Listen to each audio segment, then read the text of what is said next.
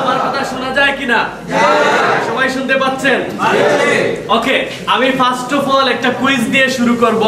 আমি দেখার চেষ্টা করব আপনারা as a student how much concentrate you are. Ready? Okay, আপনাদের পাশেই দেখবেন একটা রেল স্টেশন রয়েছে।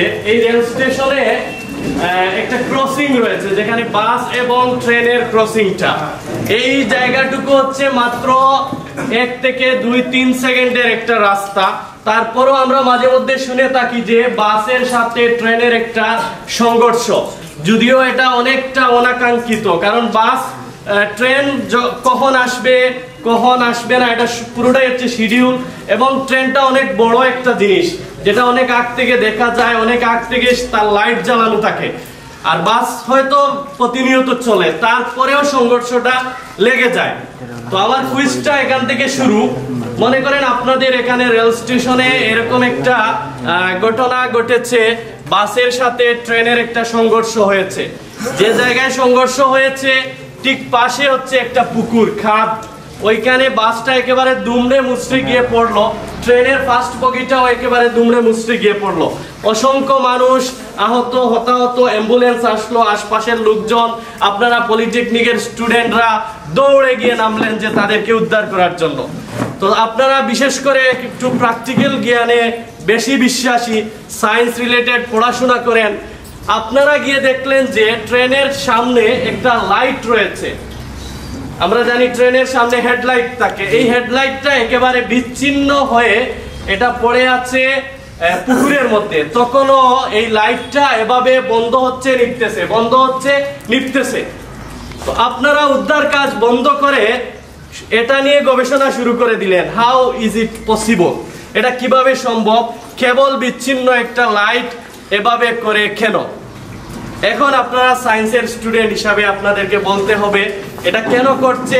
যিনি পারবেন উনি আগে হাত তুলবেন, তার জন্য পুরস্কার আছে।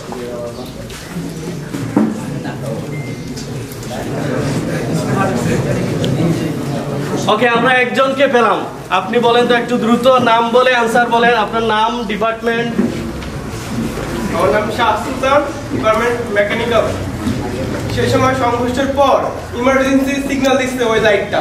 আচ্ছা, এরপরে? আর ইমার্জেন্সি সিগন্যাল দেওয়ার কারণে যাতে ওই লাইটটা দেখে অনেকে এগিয়ে আসে উদ্ধার কাজে। ওকে ওকে, ব্যাপক গবেষণা। আর কেউ গবেষণামূলক কোনো আনসার দিবেন কিনা?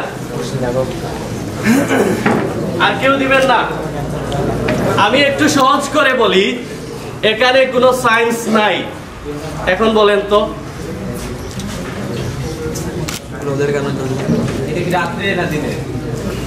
দিনেই? আচ্ছা, রাত্রেই। আপনি রাত চাচ্ছেন না দিন চাচ্ছেন? যদি দিনে হয়, আচ্ছা, দিনে হলে কি হবে বলেন? তাহলে সূর্য রশ্মি ওখানে আচ্ছা রিফ্লেক্ট করতে পারে, সেজন্য আসলে আলো হইতে পারে। এরকম হয় কিনা? হ্যাঁ, অবশ্যই হয়।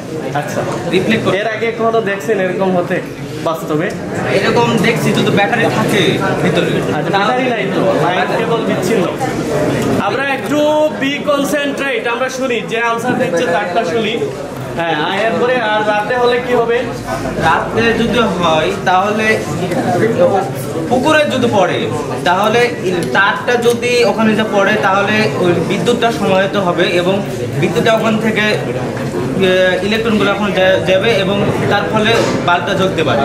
এছাড়া কোনো উপায় নেই। ওকে, ওনার জন্য একটা জোরে হাততালি।